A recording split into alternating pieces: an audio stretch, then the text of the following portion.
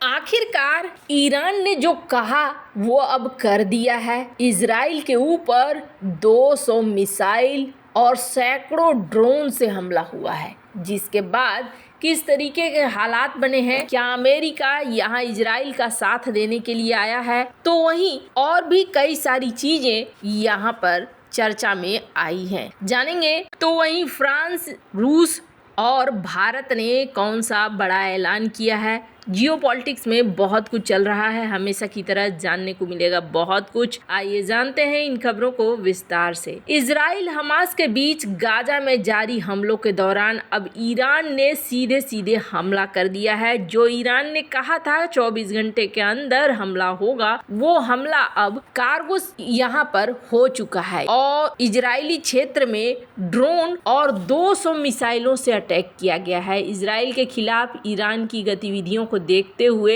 RDF को alert पर रखा गया है और इन बदली हुई परिस्थितियों के बीच नेतन्याहू कैबिनेट की मीटिंग में लगे हुए हैं। इजराइल डिफेंस फोर्स ने ईरान की ओर से किसी भी हमले के जवाब देने के लिए पूरी तैयारी की है। ईरान की ओर से किए गए ड्रोन हमले को लेकर आरडीएफ प्रवक्ता डेनियल हगारी ने कहा कि इजरायली सेना हर स्थिति का सामना करने के लिए तैयार है। हगारी ने दावा किया कि हमारे सहयोगियों के साथ आईडीएफ इजरायली राज्य और इजराइल के लोगों की रक्षा के लिए काम कर रहा है। ईरान की ओर से जो यूएवी वगैरह लॉन्च किए गए, इसके बारे में यहाँ पर इजराइल की डिफेंस फोर्स ने कंफर्म भी किया कि हाँ जी, यहाँ पर हुआ है ये हमला। अभी ईरान का क्या कहना है कि इस हमले को करने के लिए हमने आर्टिकल 51 का इस्तेमाल किया है। अब आर्टिकल 51 क्या है? तो आर्टिकल 51 के तहत अगर किसी के दूतावास पर हमला होता है तो माना जा सकता है कि वो उस पर हमला है और ऐसे में जवाबी कार्रवाई करने का हक मिल जाता है। तो यहाँ पर फिलहाल के लिए ईरान ने यही कहा है। और आपको बता दें,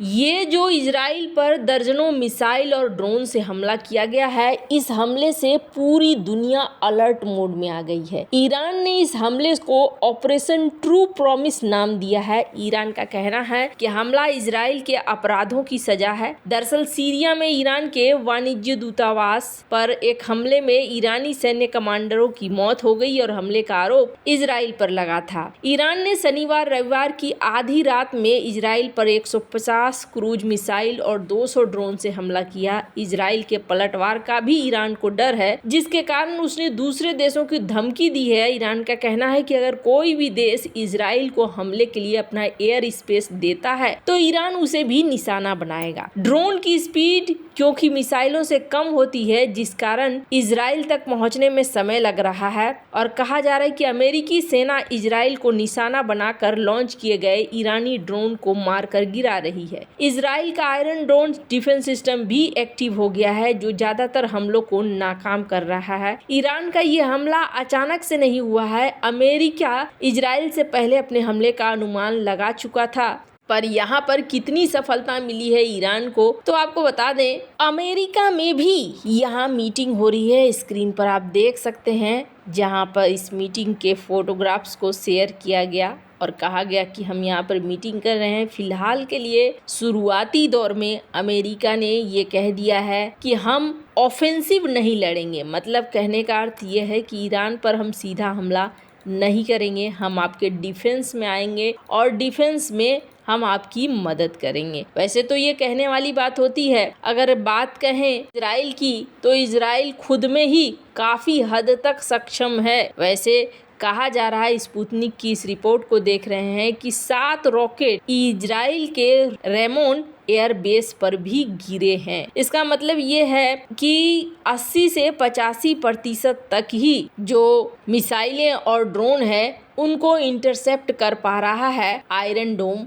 बड़ी संख्या में अभी भी मिसाइलें इनके अलग अलग जगहों पर गिर रही हैं। अब एक चीज हो सकती है और वो ये हो सकती है कि अगर यहाँ पर इसी चीज को रोक दिया जाए तो ये युद्ध आगे नहीं बढ़ेगा, लेकिन अगर इसे नहीं रोका जाता है तो माना जा रहा है कि ये कहीं विश्व युद्ध में न बदल जाए। इसके पीछे कारण है और कारण ये है कि ईरान जो इस तरीके से हमला कर रहा है, एक फेस देखने को मिल रहा है कि ईरान इस मूड में दिख रहा है कि चाहे जो हो देखा जाएगा।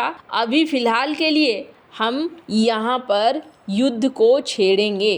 तो यहाँ ये चीज़ देखने को मिल रही है। अगर यहाँ बात आगे बनती है तो फिर ये युद्ध की तरफ मुड़ता हुआ दिखेगा। इन सब में एक खबर बहुत ही ज़्यादा चौंकाने वाली है। स्क्रीन पर आप देख सकते हैं कि आईडीएफ के जो प्रवक्ता हैं उन्होंने क्या कहा है। अब यहाँ पर तो हालात ऐसे लग रहे हैं कि चीज़ें यहाँ सुधरने वाली नहीं हैं, और अगर चीज़ें नहीं सुधरी तो आगे क्या होगा ये कहना मुश्किल है। इसलिए क्योंकि अगर और भी देश साथ आते चले गए तो फिर ईरान के लिए मुश्किल होने वाली है। वैसे ईरान के इस हमले में एक चीज देखने को मिल रहा है कि दो देश खुलकर सामने आ रहे हैं। इजराइल के पड़ोसी जॉर्डन ने ईरानी हमले को रोकने में महत्वपूर्ण भूमिका निभाई है, तो क्षेत्र के बड़े और प्रभावशाली मुस्लिम देश सऊदी अरब ने भी कथित तौर पर इसमें मदद की है। टाइम्स ऑफ इजराइल ने इजरायली सेना के सूत्र के हवाले से बताया है कि जॉर्डन के जेट विमानों ने उत्तरी और मध्य जॉर्डन से होकर इजराइल की ओर आने वाले दर्जनों ड्रोन को मार गिराया है। सऊदी अरब के विदेश मंत्रालय ने क्षेत्र में सैन्य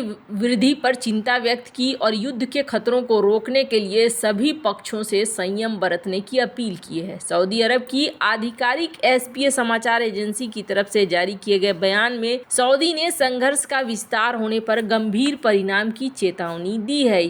Iran funds, trains, and arms terror proxies across the Middle East and beyond. Iran-backed Hamas started this war on October 7th. Iran-backed Hezbollah expanded this war on October 8th. And since then, Iran-backed militias in Iraq and Syria and Iran-backed Houthis in Yemen have expanded this into a global conflict. Iran is the world's biggest state sponsor of terror. Its network of terror doesn't just threaten the people of Israel, Gaza, Lebanon, and Syria. The regime in Iran fuels the war in Ukraine and beyond. Iran will bear the consequences for choosing to escalate the situation any further. Israel is on high alert. We have increased our readiness to protect Israel from further Iranian aggression. We are also prepared to respond. The Israel Defense Forces prepared for all scenarios, and we will take the necessary steps together with our allies to protect the people of Israel. Israeli सेना ने बताया कि 100 से ज़्यादा drone यहाँ पर पहुंचे हुए हैं। अब देखने वाली बात होगी कि आगे क्या होता है। वैसे इजराइल की मदद करने के लिए ईरान की IRGC ने जॉर्डन को धमकी दी है कि अगर वो इजराइल की मदद करता है तो अगला लक्ष्य वही बन जाएगा। इन सब के बीच में अब देखने वाली बात होगी कि आगे क्या होता है। वैसे आपको क्या लगता है, इन सब मामले में आपकी क्या राय है, कमेंट कर जरूर बताएं। जल्द मिलते हैं अगली वीडियो में नई खबर के साथ।